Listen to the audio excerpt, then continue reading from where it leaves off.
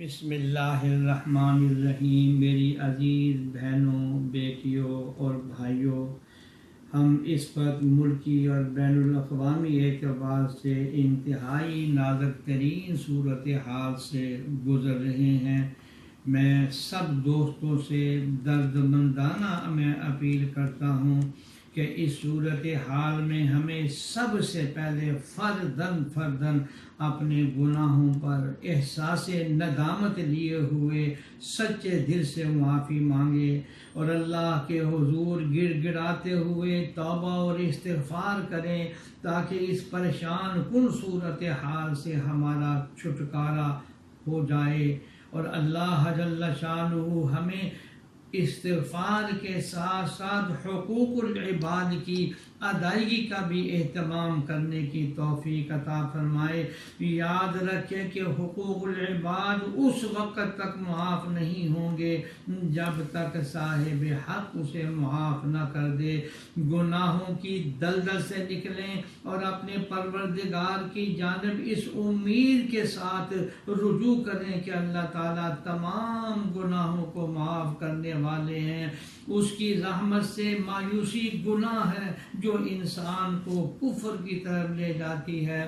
ارشاد باری تعالی ہے، اعوذ باللہ من الشیطان الرجیم، قل یا عبادی الذین اسرفوا علی انفسہم لا تقنطوا من رحمت اللہ ان اللہ یغفر الذنوب جميعا انہ هو الغفور الرحیم وانیبوا الی ربکم واسلموا له من قبل ان یاتیکم العذاب ثم لا تنصرون۔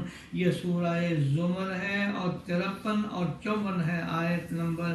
ترجمہ سن لیجئے، کہہ دو کہ اے میرے بندو جنہوں نے اپنی جانوں پر زیادتی کی ہے، اللہ کی رحمت سے مایوس مت ہونا، بے شک اللہ تعالیٰ سب گناہوں کو معاف کر دیتا ہے، یقیناً وہ بڑا ہی معاف کرنے والا اور رحم کرنے والا ہے۔ اور اپنے پروردگار کی طرف رجوع کرو اور اس کے فرما بردار بن جاؤ قبل اس کے کہ تمہارے پاس عذاب پہنچے، پھر تمہاری مدد نہیں کی جائے گی۔ ایک دوسری آیت میں رب العالمین فرماتے ہیں، وَمَن يَعْمَلْ سُوءًا أَوْ يَظْلِمْ نَفْسَهُ ثُمَّ يَسْتَغْفِرِ اللَّهَ يَجِدِ اللَّهَ غَفُورًا رَحِيمًا۔ سورہ نساء آیت نمبر 110 ہے۔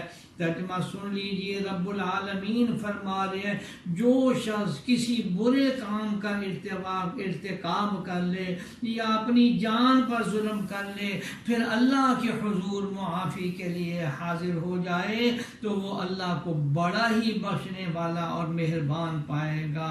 میرے سامعین محترم، یہی آیت جو میں نے آخر میں ابھی تلاوت کی ہے، غلاف کعبہ کے اوپر سعودی حکومت نے یہی آیت لکھی ہوئی ہے جس میں استغفار اور توبہ اور گناہوں کی مغفرت کا کتنا بڑا وعدہ ہے۔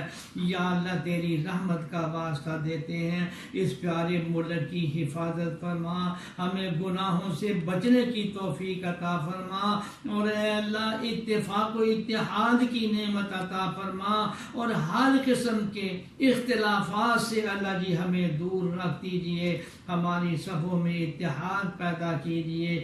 پاکستان اور ان کے محافظوں کی حفاظت اور سلامتی اللہ جی تیری رحمت کا واسطہ دیتے ہیں، ان کی یا اللہ حفاظت فرما۔ اللہ تعالی ہمارے ملک، ملت، ہماری افواج، عساکر، حکومت، علماء، طلباء، یا اللہ سب کی اور پوری امت مسلمہ کی حفاظت فرما، آمین یا رب العالمین۔